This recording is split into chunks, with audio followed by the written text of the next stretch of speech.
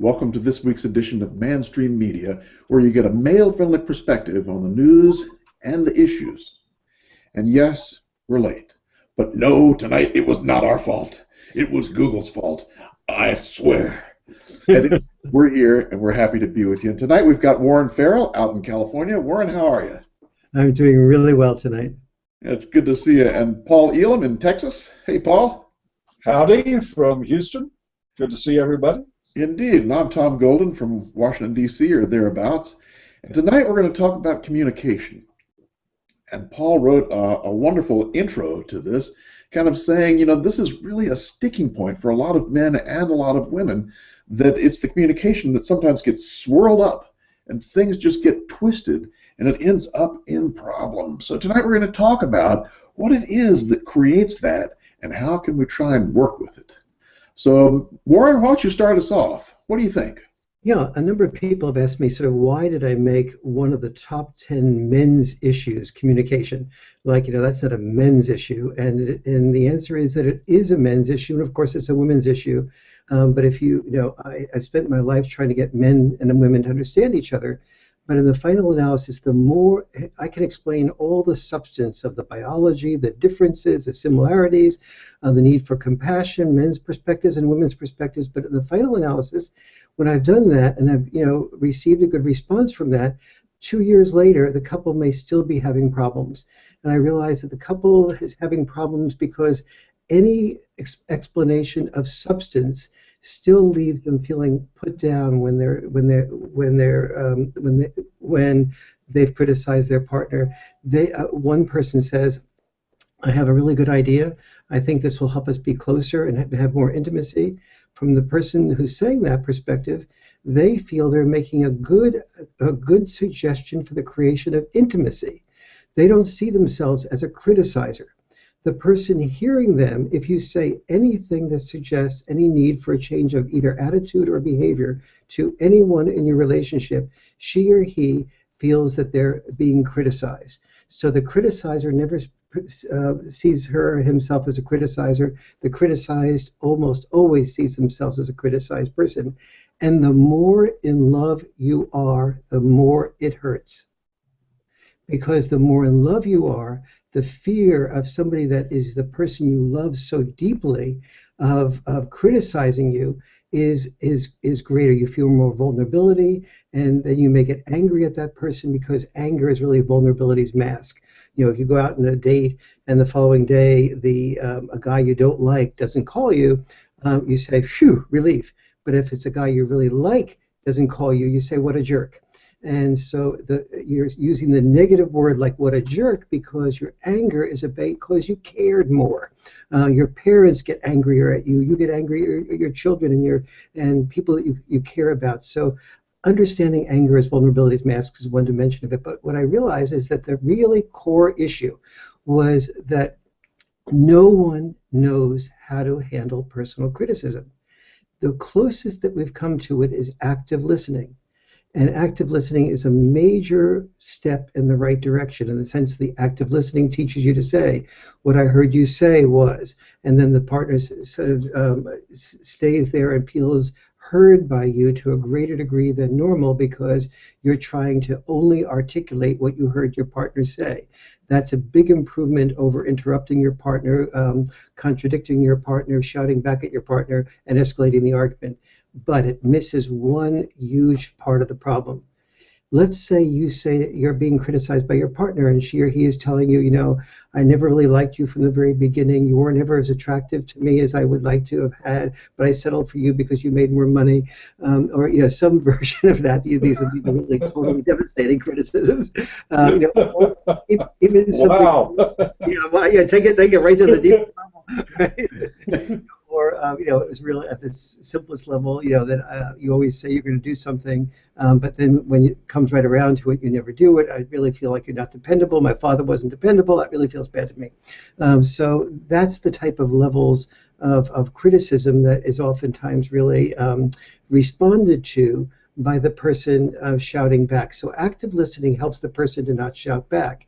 But at the end of the day, you're still left with the person who's being criticized is still left with the hurt and the pain of being criticized. That problem, active listening didn't handle. And until that problem gets handled, then if the person who's being criticized does not feel safe, ultimately the person doing the criticism doesn't feel safe, because if the person feeling criticized doesn't feel safe, they'll eventually get back at you. They'll eventually sort of feel anger, and that anger will creep back into the relationship. I'm going to stop for 1 second and ask my assistant to turn the heat off, which is creating Getting hot in here, Warren. turn the heat Getting off. real hot. Sorry about that. We barely started and it's already getting hot in the It's already exactly. Heat, baby. All right. So here's the big. What I worked on for 10 or 12 years was to find out a way of having the person who's being criticized be able to emotionally, inside of themselves, actually experience the criticism, not as something that they have to defend against, but experience the criticism as a way of an opportunity to be loved. So I discovered, or I realized, that biologically speaking, whenever we are criticized, it feels like the potential enemy. That's where our defensiveness to criticism comes from. Because if somebody's criticizing us, it could be an enemy. And so to survive, it paid off to respond to an enemy by killing the enemy before the enemy killed you, or at least getting up your defenses. But in love, it pays to allow your partner to say everything she or he feels, no matter how negative it is, because the more your partner feels safe sharing how much she or he feels negatively toward you, the more that your partner is going to feel safe in your presence. The more they feel safe, the more they'll feel loved by you. The more they feel loved by you, the more love they'll feel for you. So actually being able to create that safe environment actually is a guarantee of being loved. So in my couples communication workshops, here's what I do to start that process out. I first ask everybody in the workshop to fill out a yellow piece of paper that I tell them ahead of time their partner will never see. And then I ask them a question, which is, if your partner was about to die, about to drown, let's say, and you had a 100% chance of saving them, but you knew at a 50% level of certainty that you were likely yourself to die, would you take the risk and be willing to risk dying at a 50% level to save your partner? And about 98% of the men in the group, and remember this is a couples communication workshop at Elam, and about 50% of the people there are really hesitant about whether they want to stay with their partner. And the other 50% are there just to improve their relationship. And so, but 95, 98% of the people who are men say they'd be willing to risk their life for their partner. And about 85% of the women say the same thing. So the great majority, almost all the men and the great majority of women would actually be willing to risk their life for their partner. So I asked them, if you're willing to risk your life for your partner, it might be a little bit easier just to listen to your partner. So the first meditation is to recall the fact that their partner said they would risk their life for them, or at least risk a limb for them, because almost 100% said they would risk a limb for their partner. Then the second so what I'm doing here is saying that you cannot hear personal criticism without becoming defensive unless you move into an altered state to do it. Because the natural biological state is to become defensive. 100% of people do that. Your psychologist does it, which is why she or he says words like, oh, you're just rationalizing or you're projecting. Psychologists have all sorts of words to prevent themselves from feeling criticized. So if a sophisticated psychologist has those in hand, you can bet your partner has those in hand. And so the job is to meditate yourself into an altered state before you do criticism. So I have people, everybody in the workshop is trained to have 166 hours out of a 168-hour week as a conflict-free zone. I train them how to keep conflicts free from arising, not from arising, but from being dealt with during those 166 hours. The bargain is that for 2 hours a week, you'll do a caring and sharing. And the caring and sharing starts with each person doing appreciations of each other, followed by a caring and sharing about something they're concerned with, which is usually perceived as criticism, followed by another level of appreciations. And during that period of time, while they're doing the caring and sharing, the first job is to move into that altered state, and I train them to do 7 different meditations. One of them is the meditation of, this is somebody that would be willing to die for me. The other one is what I call the love guarantee, which is a meditation on if my partner feels safe, they'll feel more loved by me, and therefore they'll feel more love for me. And I'll just give you one more example. Another one is many people when they're being criticized, they're thinking to themselves, if my partner really feels all these feelings, how could they possibly even want to love me? And so they see their partner in a sense like a polluted stream. And that, in fact, is exactly the way they should see their partner, as a polluted stream. And then I ask them to imagine themselves as a filter. And that filter, by their listening, they're serving the function of a filter. And when the pollution goes through the filter, what comes out on the other end is a beautiful and pure stream. And the function of listening is the equivalent of the function of a filter. No matter what your partner is thinking about you, the worse it is, the worse she's shouting it or he's shouting it at you, the angrier they are. Remember, they are angry because they feel vulnerable. They feel vulnerable because they're more in love. And as you move through that filter and just visualize, instead of focusing on the anger and the pollution of your partner, focus on the fact that your listening is transforming your partner into feeling heard and feeling much more loving to you, like a pure and beautiful stream coming out. So those are just 3 of the 7 meditations. They're much deeper than that, but that gives you a little bit of a clue as to what is really crucial. The other big picture item is appreciations. There's no incentive to be in a relationship if you don't feel appreciated. Almost nobody knows how to appreciate their partner, and almost nobody does it with a discipline. Every bit of love requires 2 things, an art and a discipline. Falling in love is biologically natural, but sustaining love is biologically unnatural. In order to sustain love, you have to engage yourself in a discipline.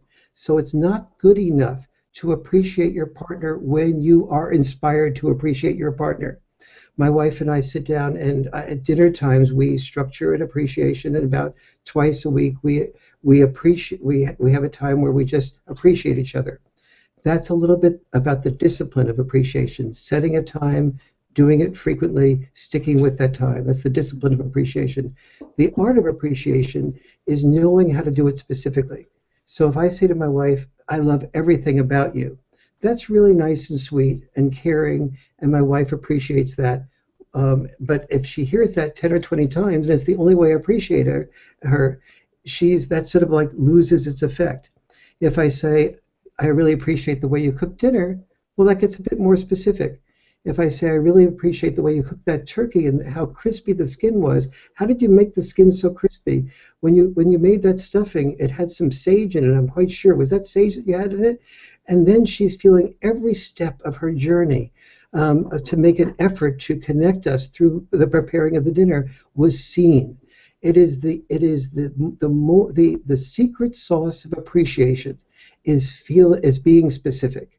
The more specific your partner is, the more seen we are. This is something that we guys have to especially be aware of, because we're really good at doing things like saying wonderful things about our partner that is very general, even in public. Women aren't as good about saying things in public about their partners, but neither sex is good about being very specific about what they appreciate about their partner. But the magic of that makes their partner keep coming, makes the conflicts worthwhile. Last step is what to do in the conflict to keep a conflict-free zone conflict-free. So part of the training is to do things like is the second your partner say does a dig at you or is sarcastic or is directly critical, your job is during that conflict-free zone is to know that in the back of your mind you can bring this up in the caring and sharing time. So that gives you the psychological security of knowing that you have a time every week that you can deal with whatever you're angry with your partner about. The job then is to do something with it, with the anger, right at that moment. And so I ask people to go to the computer and journal it or write it down on a piece of paper or anything like that and write about what they're feeling angry about. Write only their perspective on it. Write it with as much venom as you want to write it with. And then keep going back to it between that time and the caring and sharing time and modify it as you see the real issue and it becomes clearer and clearer to you. Also do a whole series of other things during that time, like that part of the job of a couple should be to share what music energizes them, share what music makes them feel romantic, share what music turns their mood, and have that music available so when the mood is down, you go ahead and you turn the music on. Music is the least expensive therapist that is psychologically able to connect to parts of you psychologically that almost nothing else can connect to. And so those are a little bit of the parameters of what of what I've tried to create with my couples communication workshops. But the most important thing to know is that there's no one who is good at hearing personal criticism without becoming defensive. If they don't respond to you negatively one way, they'll respond negatively another way. And so that is the job of human evolution. It's the next step in human evolution. I don't care if we have a perfect explanation of men out there for women or a perfect explanation of women out there for men. If we can't hear each other, if Republicans and Democrats, Arabs and Israelis, and employers and employees can't hear each other, the whole world really is in major jeopardy. We're sunk if we can't. And it's interesting, Warren. I think the essence of what you're saying is that you need to find ways to help people feel safe enough where they don't get defensive. And yes, I found myself thinking that as you were talking and thinking, are there different places of safety for men and for women? Mm-hmm. What do you think?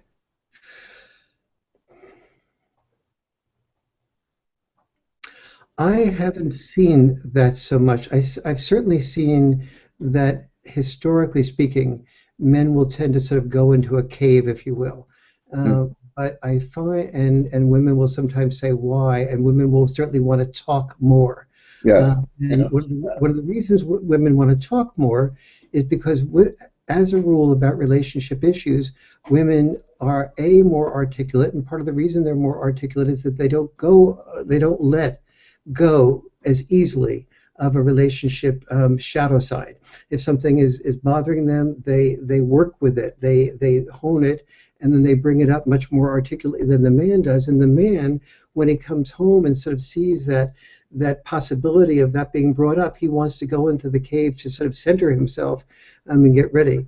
But if instead the man comes home and instead of having to but I believe that going into that cave is a statement that he doesn't feel safe. Right. With that. And yes. so that I'd like to solve that problem on the level of creating a structure for safety. Yes, and I think a part of what you're saying too is that men in general don't usually problem solve by talking about things in the same way that women do, and therefore their sense of safety around talking about things is considerably less than women's. And women would feel safe in talking about things. Men are going to prefer something else. Mm-hmm. And so, I think a part of what you're saying is to help men feel safe, you need to find a way for them to not be defensive when she's talking. But I think we also need to think about the other side. And that is, okay, how do you help the man to feel safe and the woman to be able to be with him? Because if he's going to have to talk with her, what can she do to help him?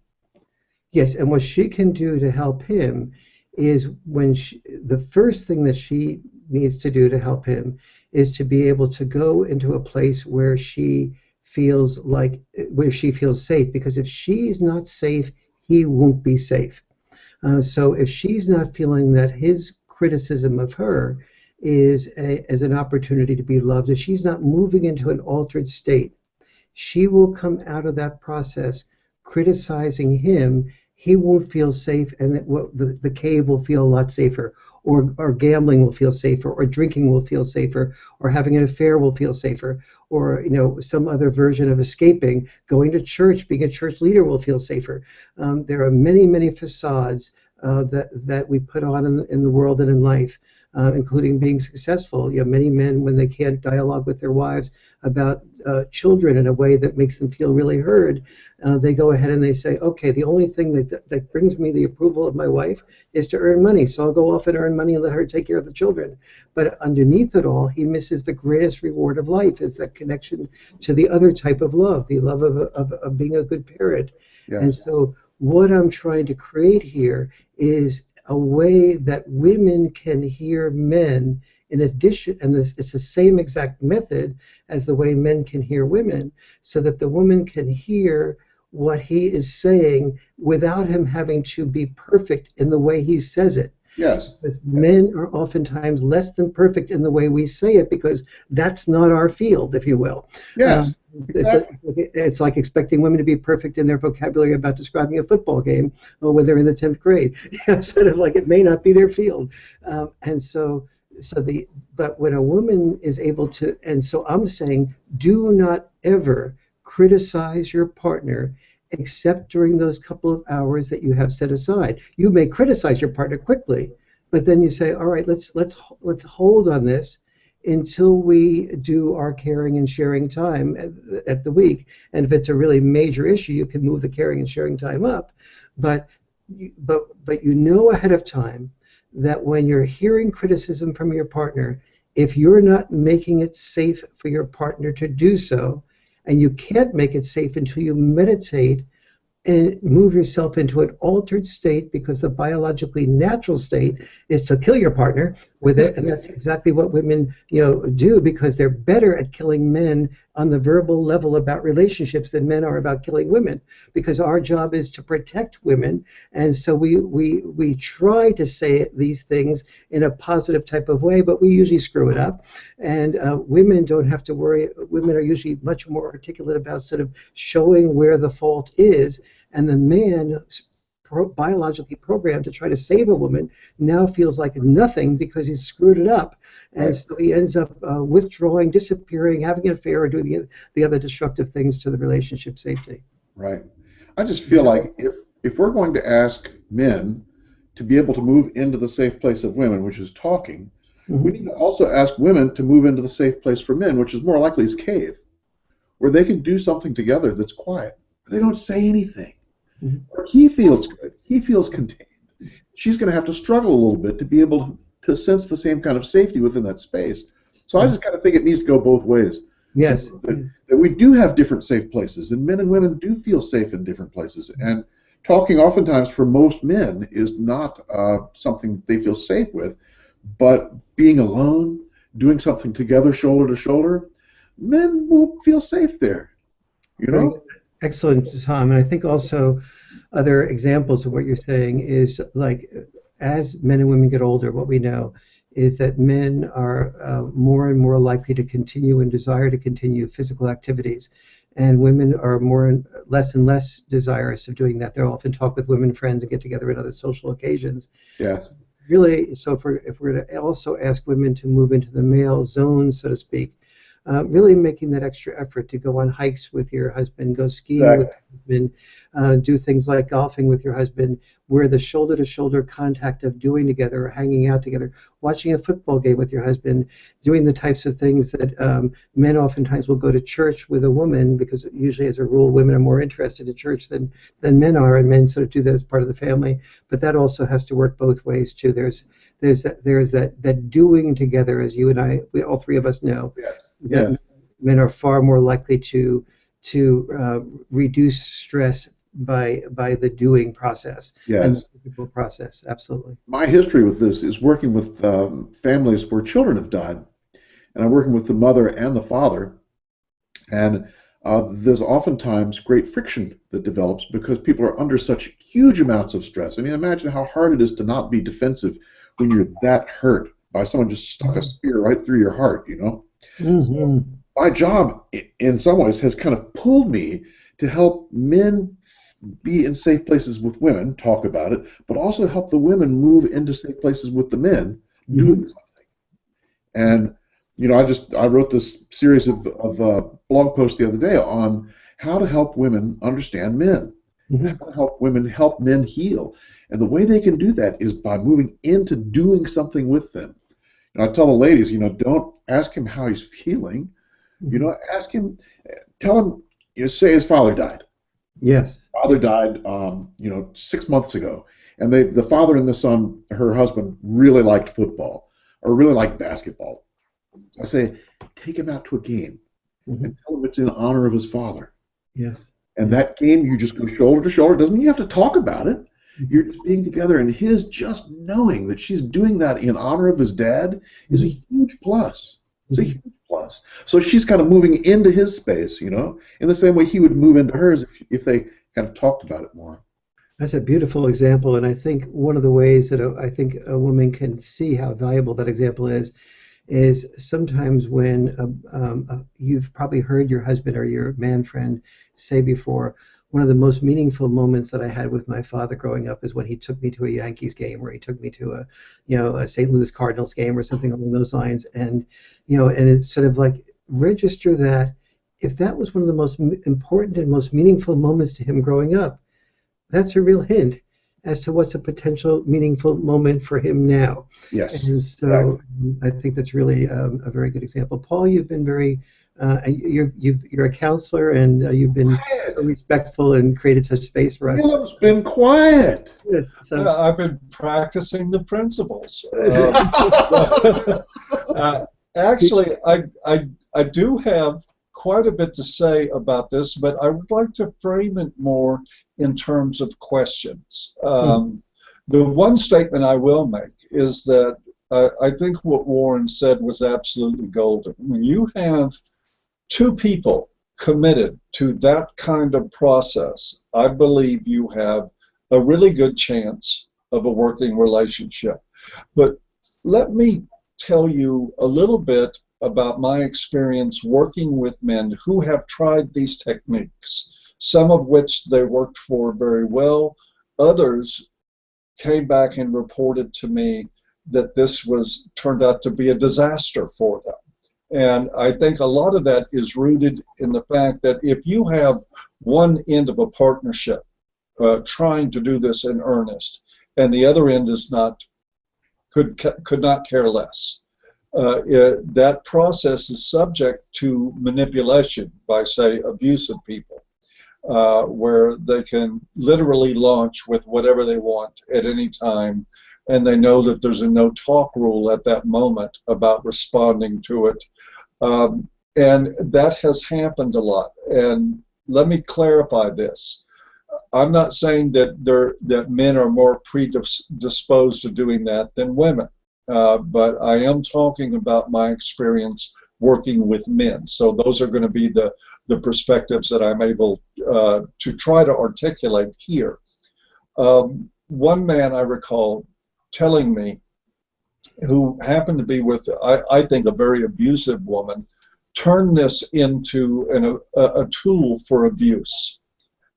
She saw it as an opportunity that she could just crush him with the most devastating things to say about his manhood, about his performance in the relationship, and who he was and what he was worth. And then he was allotted a certain amount of time to respond to that per week. And she, of course, listened to none of it, didn't play by the rules when it came his turn to talk or express his feelings about that. And then when he was out of time, she was right back to the punishing daily rhetoric over and over again. I'm sure neither of you will be shocked to hear that that marriage ended in divorce. really, It did not work out.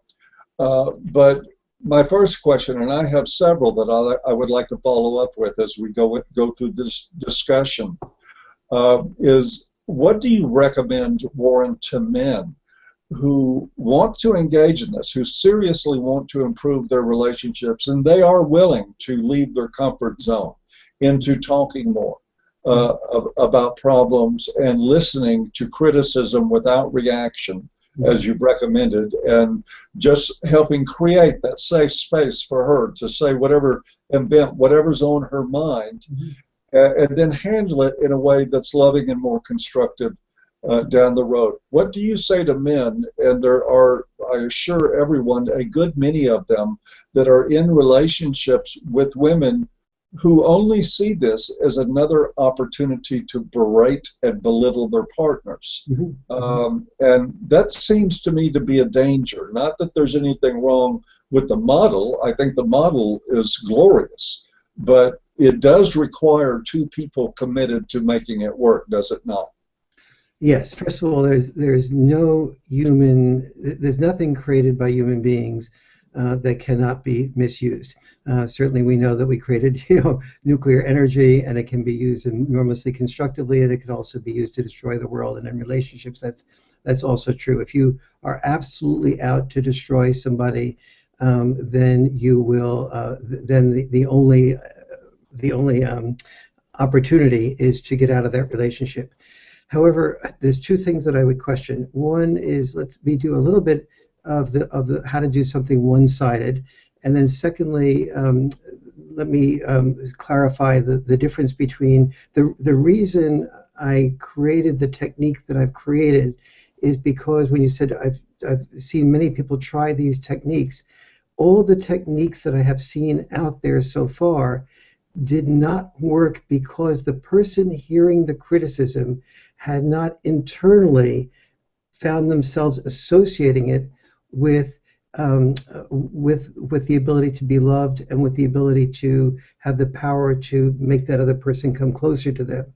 The person has to move into that altered state and also know when to stop it. In other words, the moment you are saying in your mind's eye, no, that's not what happened. You're in any way becoming defensive and arguing the point that the other person is making. What part of the training is to say hold immediately. The moment you say hold, your partner must stop and not say anything until you tell your partner that you're feeling completely safe again. Feeling safe again is not having the normal biological reaction of trying to hold yourself. I'm not talking about holding yourself stiffly and trying to be like a piece of having armor around you so you try not to hear the criticism, let them come in. I'm not like to ask you to visualize having the criticisms go by you. I'm asking you to sort of understand and experience inside of yourself that the angrier and more upset your partner gets, the more opportunity that this is to love you. And because here is what happens when your partner is expressing what she or he feels. The moment they start, assuming the partner is not really fundamentally mentally sick, everybody has in common the same thing. We all want to be loved. The moment we feel loved and understood by our partner, an enormous amount of our abusive energy starts going down. If I say to a woman or let's say my sister, she says you are always the star of of Dad's and Mom's eye. I was always sort of like a black and white TV. I could never really sort of be that. And I say, oh no, you were the star of Dad's and Mom's eyes. And she says, no. I remember that experience in 8th grade, and I interrupt her and say, well, 7th grade was a crucial year, and the research shows that 7th grade is even more important than 8th grade. That's Dad paid more attention to you. And then she escalates, and so she never feels heard. And so I might experience from her not feeling heard her abusiveness because she feels like she wants to hurt me when she hasn't felt heard. It's very small percentage of people that feel heard, and if you're in a relationship with one of them, please exit. But very few people that really feel heard want to remain abusive, because nobody wants to abuse somebody who's understanding them, because nobody gets understood by almost anybody. So why would you ever want to abuse the person who's the one person in life who is understanding you? Men give women diamond rings, but nobody gives women or men the ability to feel really understood. And so that's the core human need after survival. And to some degree, that need competes with being survived, with survival. Men are willing to go to war and die so they'll be respected, so they'll be loved, so they'll feel like they're special. So in many respects, the desire to be loved, appreciated, understood, and respected exceeds even survival. And so that's job one. I mean, that's job one, is to understand that when you really get down so that you aren't taking that abusive words in as abuse, but you're seeing the power of yourself to be able to really see the connection to love so deeply, you're experiencing even anger as this opportunity to be loved. And secondly is, let's say it's one-sided. My dad died when he was 99. He was born in 1910. He grew up in the generation in which that the way you parented a child, especially a boy, was to criticize the boy, because criticism was a way of removing all his Achilles heels, and therefore, and the world was a very dangerous place. When he was 35, there had been 2 world wars and a depression. And if you didn't have your child prepared for war and depression, and you didn't prepare it by saying to the child how wonderful she or he is, you prepared it by making sure that anything she or he did wrong, especially if it was a he, you better get it right. And so love was criticizing your child. And so as I got older, I started to become very, good and competent at male-female issues and stuff like that. And I tried to sort of, take walks with my dad to sort of really share with him at a very deep and loving level, I thought, things that we needed to straighten out and make our relationship more loving. But he experienced that largely as criticism. And so it only made him fearful of taking walks with me, fearful of having me over. Because in his world, as you were talking about, Tom, there was no tapestry for this. There was nothing in the brain that computed that you can sort of talk honestly about feelings that you had and resolve anything. In fact, the person who went to a psychologist was showing weakness, and weakness was something that would not prepare you for protecting your family. So I realized this after a while, and I decided to do this completely one-sidedly. And knowing that my father would never be a good listener, I just listened to my dad. And the more I listened to him, the more he softened. And the more he softened and didn't worry about me coming over and taking the walk, that would be the walk where I would share with him some of my grievances, histories, memories, etc.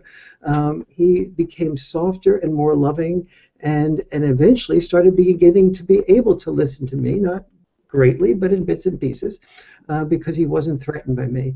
And so the power of genuinely being able to hear somebody securely inside of yourself starts with knowing how to do that hearing, and that's the method that no one has taught anyone, that I feel needs to be brought out there to the world. Let me follow that up with with another question. That's a great answer. Thank you.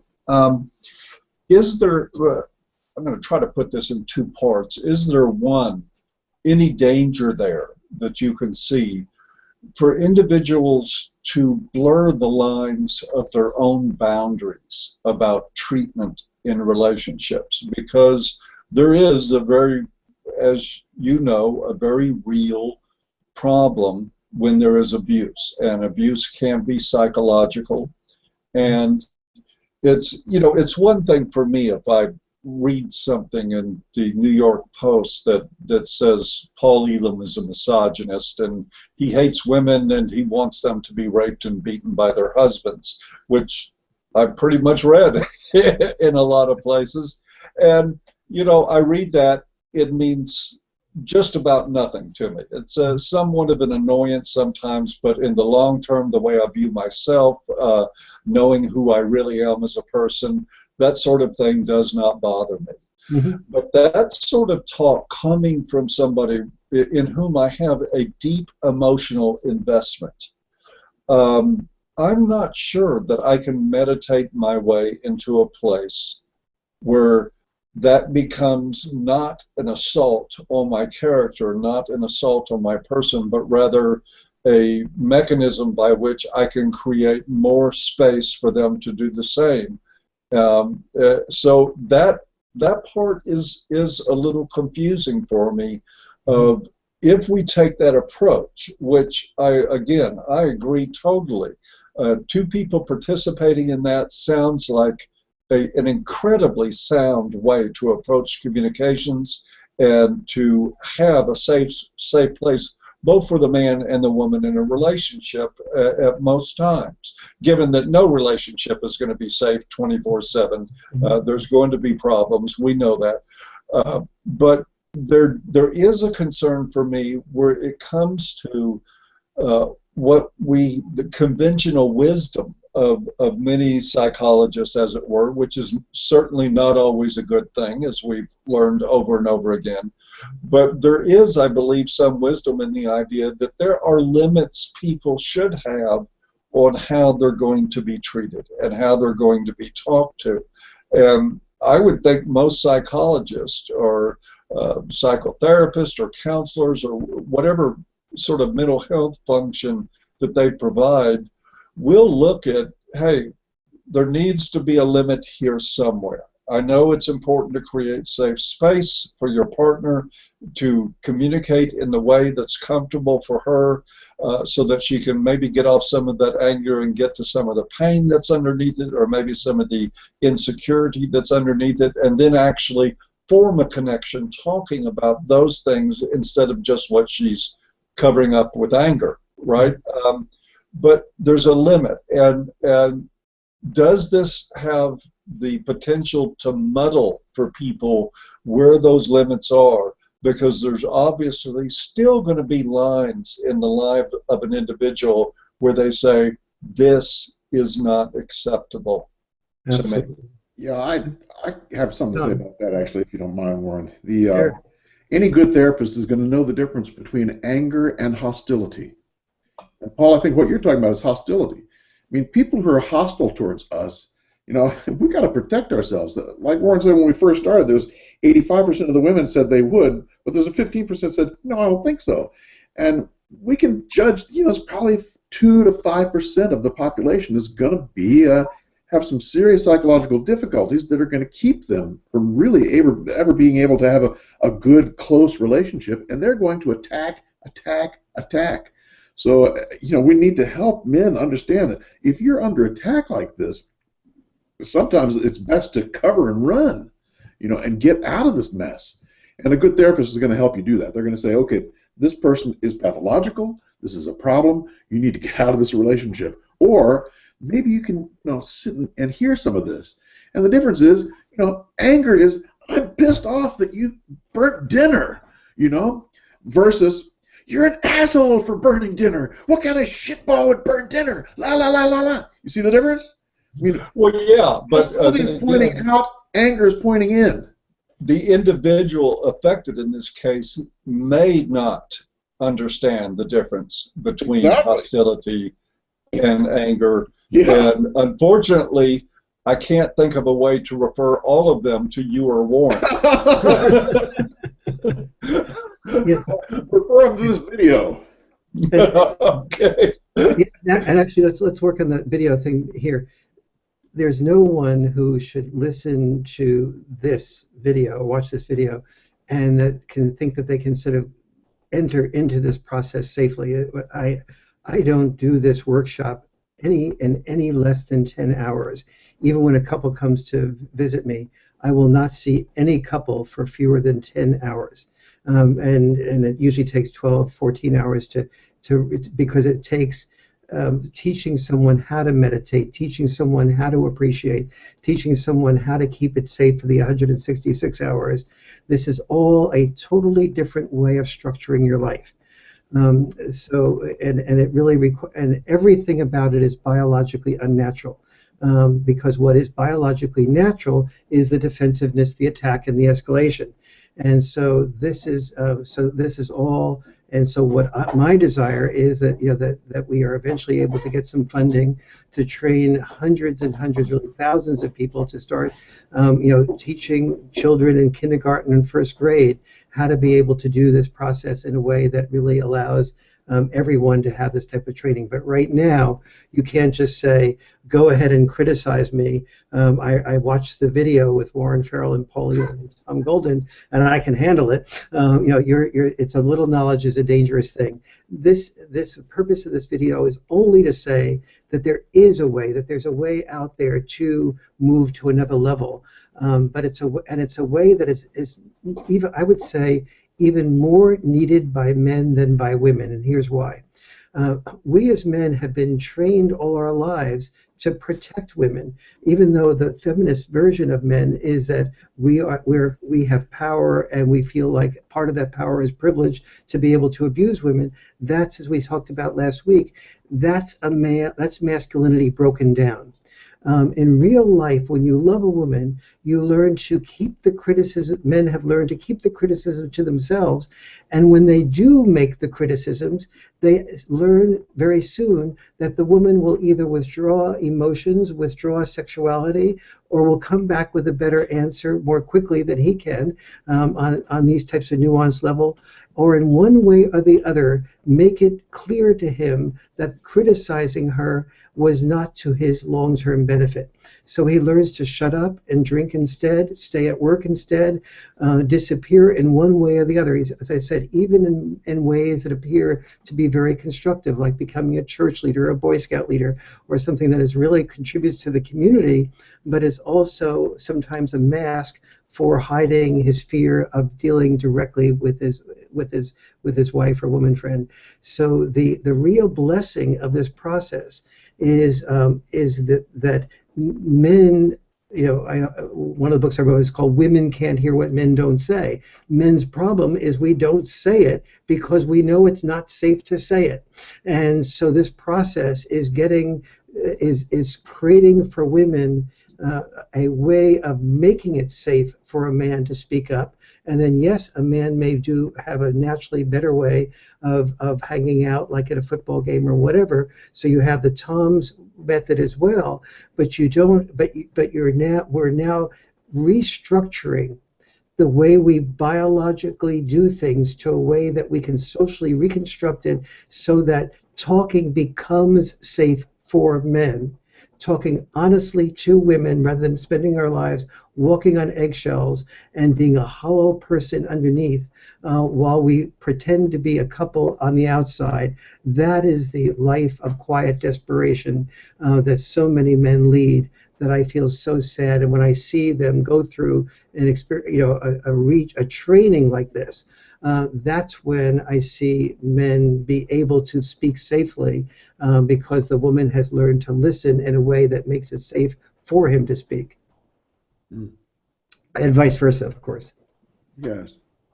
Let me add one more question to the lineup here, and I do think it is a key factor here, just in the natural dynamics that happen between men and women and the way society perceives us, each one.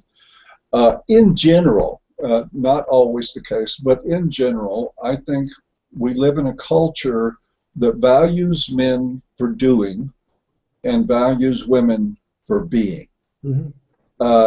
That's the general setup. And it's not that women don't do stuff. There's millions of married couples where the woman works, and where she, if she doesn't work at a paid job, she takes care of children, she takes care of home, manages finances. It is not that women don't do, but inherently the value we place in either sex still is on men performing and on women existing. Mm-hmm. And that is sort of the setup for everything. So what we have here a lot of times in the arguments between married couples, among the myriad of things that they could possibly argue about, turns out in many cases, at least based on the men that I've spoken with, is cuts at their identity in their manhood. That if a bill gets late, a woman has a choice. She can say, "Don't worry about this. We're gonna make it through this. We'll just shuffle a couple of things around. It'll be all right. No big deal." Some other women would have said, "If you went to law school, that bill would not be late. Mm-hmm. Mm-hmm. If you had a better paying job, if you hadn't bought that bass boat 6 years ago, we would have the money for that. If you had done something for yourself." So there is already a sort of lopsided imbalance in ammunition that can be used in relationships. And one of the things that I'm interested in men is how they hear that and what they're going to do with it. Because I know that in much younger days, had I heard that, and I did hear that in much younger days, my reaction was pretty hostile. Like, how dare you question me? I'm already under stress over this bill, and now you're going to pile on top of it. Get out of my face. I'll take care of it.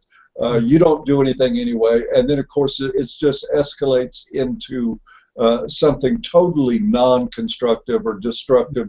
Nothing good going from that.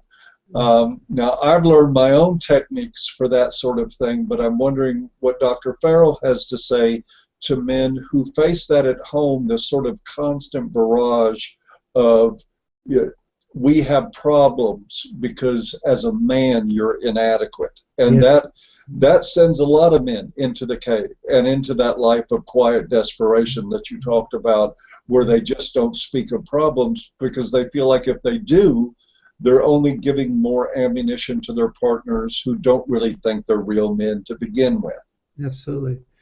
Yeah, it's really helpful for women to understand a couple of things. One is that so many men get married to a woman because the men have a fantasy of wanting to have access to a variety of attractive women, as many as possible actually, without fearing rejection. And we give up that, what I call that primary fantasy, to fulfill a primary need. We meet a woman we feel really understands us, has compassion for us, cheers for us, is on our side.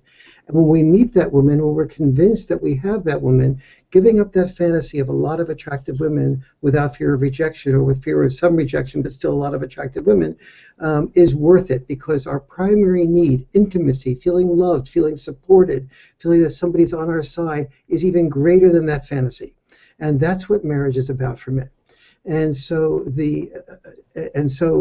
hearing that allows a woman in hearing that needs to know that the way the football player who is willing to hurt himself, get a concussion, a spinal cord injury, a broken nose, a dislocated shoulder, is because there's not cheerleaders saying, "Excuse me, you should have done that differently. That play should have been run this way, not that way. You are really, I thought you were a man when you went out in that field, but really that other guy just tripped right over you. I thought you had all those plays down well, Mr. Quarterback. You should do it differently." It's not first and 10, do it differently again. It's first and 10, do it again. And it's sort of like, so a woman really needs to know that cheering him is so much more powerful and effective than criticizing him. And when she criticizes him the three biggest complaints that I get from men in couples workshops is they feel criticized by the woman that was once praising them, and when they went on their first date, she was looking at him with awe in her eyes, what I call almost as if she had awe training, and she looked at him with eyes of endless possibilities. And she now seems to look at him with eyes of what's incomplete about the to-do list. And when he did the to-do list, what was not good enough about the to-do list that was up to her expectations. The other one is complaining. This is wrong, that's wrong, and then what he can do about it.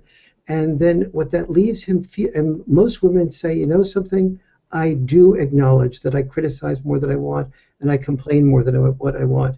But most women don't acknowledge the third C, which is feeling, the man feels controlling. The woman says, no, I criticize and I complain, but I don't control. but the man feels controlled when she's constantly criticizing and constantly complaining, because he feels he can't do anything like sit down and watch a football game without the to-do list coming out, or without a little bit of a look in the eye of the woman saying, why are you goofing off when the door, when the screen should be repaired on the door. And so these things women need to know. And when the inference that a man, it would have been really, I had a choice between you and that guy going to law school. Well, I guess I chose you. And the bills aren't being, those little sort of inferences that she made a mistake and that he didn't perform in the way that he wanted to, is the exact same type of thing to a man as a man saying to a woman, when I married you, you were 128 pounds and you really look good. And it was amazing when you're married. I just remember looking at you the first time, and you had such beautiful cleavage, and you were so firm. But the word is were, and the woman hears it as a were, and she hears it about I was 135 pounds, and I did have breasts that were wonderful, and I did look good then, and so those comments rubbed into a woman, cut her at her core. And when a man, those are things that are sort of below the belt. And so the best thing I think I find to say to women is that you want men to do better. The best, you'll get them to do their very best by appreciating them about everything they do well. That's what builds up dopamine. Dopamine creates motivation that floods the brain with the desire to do even better and better. I have to give a quote mine alert out there right now. Salon.com and Raw Story has been watching this series avidly, plucking out little pieces that suit their agenda. So I'm going to make a prediction here, unless they don't do it just to spite me. What Warren just said about women and weight will be plucked out. It'll be narrowed down, taken totally out of context, and Warren Farrell will be a fat-shaming misogynist, not just a misogynist. Yeah. But we'll go on with that, thinking people know exactly what Warren was talking about, and it's absolutely true. It's the same kind of slur. It's the same kind of insult felt when you tell a guy, well, I thought you were going places when I married you. As saying, well, yeah, I think I heard a conversation once I really loved that was a woman told a man at a table, a group of people, that said, well, about the time you guys get to figure out what you're doing in bed, is about the same time your equipment starts not working as well. And somebody else at the table said, yeah, well, about the time women get to the age where they know what they're doing, their looks are fading. It's exactly the same comment. It's exactly the same comment, and it got very quiet at that table. But the point was made. Attacking men on what they produce is a sure way to make them feel unloved in a relationship. It's guaranteed to work every time. And I'm glad this came up as a subject, because we've had 50 years of mainstream media diatribes of how to have successful relationships, and most of them boil down to making sure men do X, Y, and Z right, and at the very best, making sure women say thank you. There are things that women do need to learn about men and about relationships, and there are things that they need to bring to the table. If what they say they want is a loving relationship, then there are things that women need to bring to the table that this culture does not teach them to bring to the table at all. Yes. I think what you said, Tom, first of all, I have something to say, but Tom, you haven't had a chance to share in a while. Do you want to say something? Oh, I'm happy. You sure? Okay. Although I think it's about time for us to close up, eh? Yes. Okay. Then I'll Warren, you want to have some last words?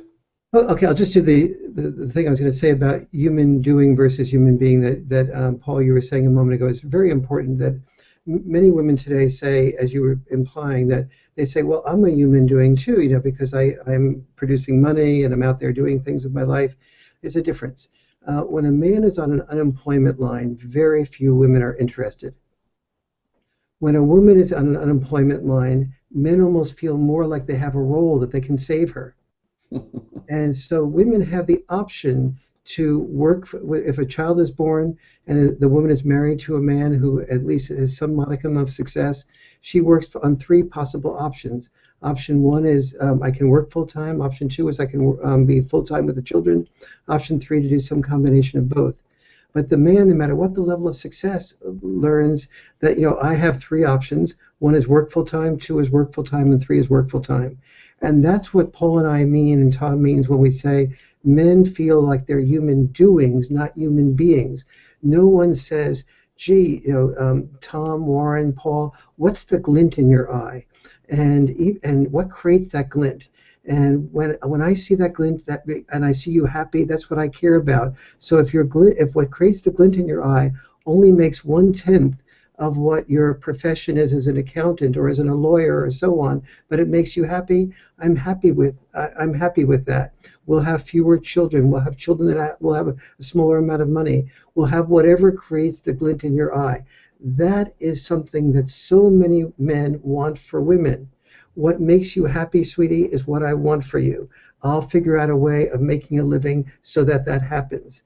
Many men who are considered good men have that definition inside of themselves of what they want for women.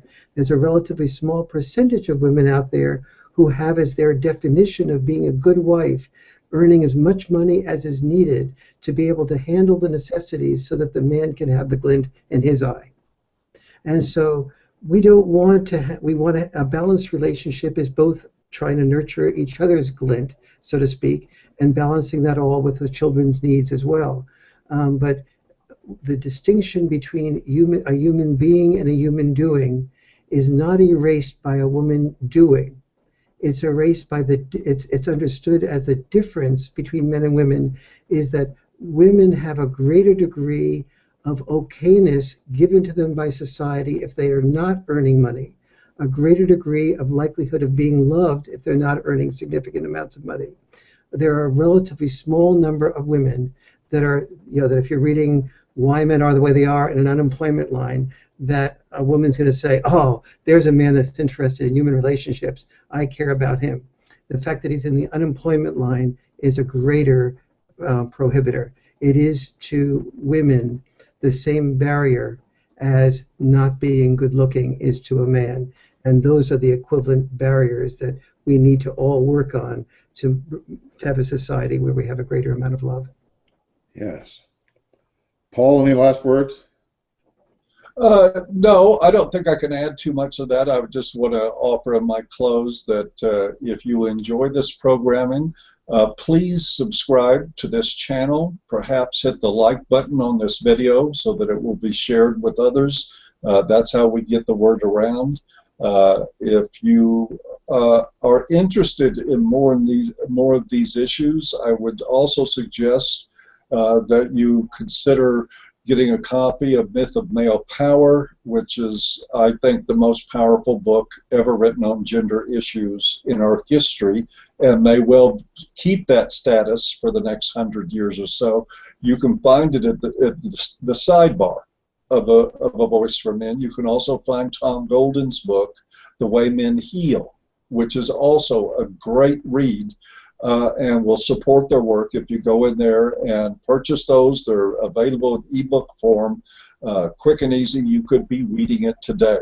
If you want to know still more, peruse some of the articles of avoiceformen.com. You'll find a lot of good information there.